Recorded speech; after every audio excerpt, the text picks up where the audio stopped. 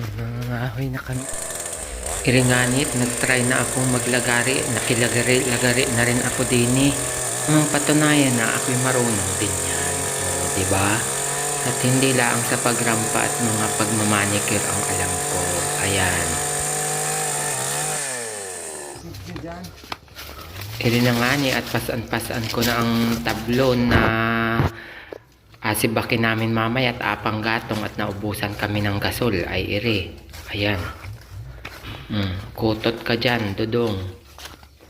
Dini nga ni sa amin sa probinsya ay pag wala kang pang gasol ay iri, mangangahoy ka. At magasipag ka lang aning mangahoy. At nang ikaw ay may panggatong, may pangluto. At dini naman po sa amin yan ay libre laang. Asimutin mo laang sa parang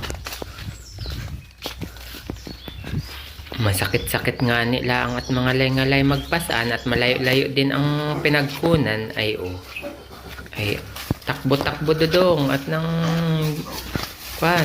hindi ka masaktan ang likod. Naka-play naman yan.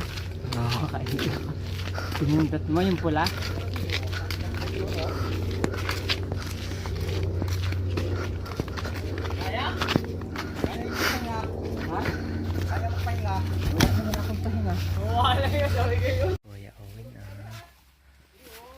Ayan, at pati ang aking anak ay napasama na sa pangangahoy.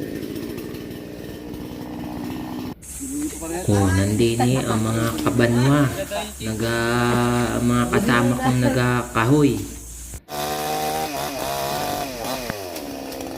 Iri naman ang aking kapatid na bunso, taga-putol, at kami naman ang taga-hakot. Diba?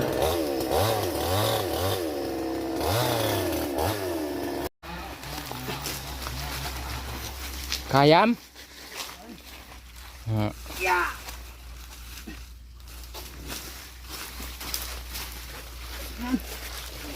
Alin pa? Usong tayo?